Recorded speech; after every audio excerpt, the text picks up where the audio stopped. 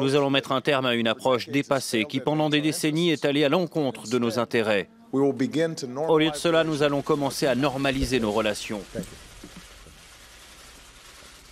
Alors, il y a eu deux gestes quand même significatifs et que je trouve moi, très positifs de la part de Barack Obama, qu'on critique beaucoup et souvent à juste titre, au cours des 2 semaines. C'est à la fois la signature de l'accord cadre avec l'Iran. Bon, pour l'instant rien n'est joué, puisque l'accord définitif interviendra, s'il n'intervient jamais, au mois de juin. Et évidemment la poignée de main avec Raúl Castro, une poignée de main qui prendrait tout son sens si, comme Obama semble en avoir le désir, Cuba sortait de cette classification absolument sordide d'État terroriste qui empoisonne un peu toutes les relations diplomatiques internationales, et d'autre part si le blocus était levé.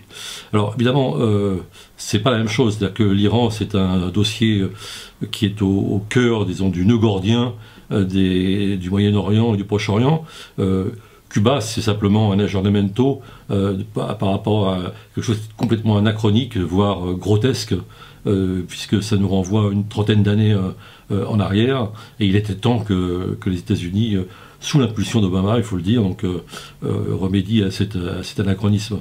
Pour autant, c'est pas simple, parce que ce serait pas connaître les républicains et la droite des républicains et le lobby cubain de Floride, dont Marco Rubio, semble-t-il, sera le candidat pour 2017, que de croire que ça va être accepté comme ça. Il y a une sorte de haine pathologique quasiment de Cuba, un anticommunisme qui est d'un autre âge.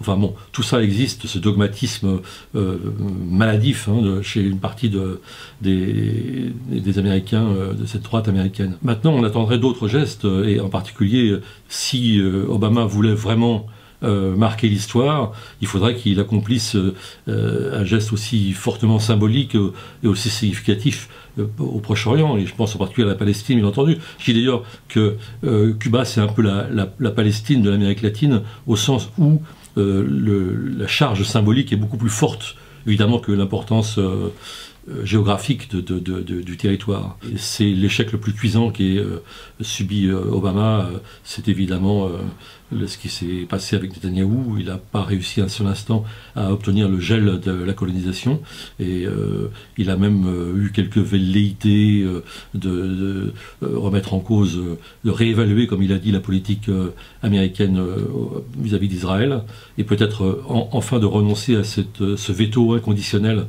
qui paralyse tout à l'égard de la question palestinienne. Mais il a fait marche arrière quelques jours plus tard. Alors je dirais que s'il veut rester dans l'histoire, il faut qu'il fasse quelque chose de ce côté-là. Il a encore 18 mois pour le faire. Avec Cuba, il a fait un geste courageux, mais c'était quand même le plus facile. Alors cette semaine, dans Politis, on a un dossier sur l'écologie des pauvres.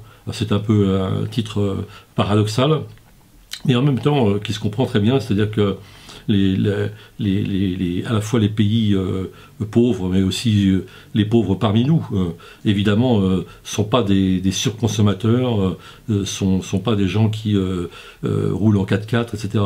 Donc il y a effectivement une sorte d'économie des pauvres qui recyclent, qui réutilisent, qui ne gâchent pas, etc. Et les riches, de toute façon, feraient bien de s'en inspirer.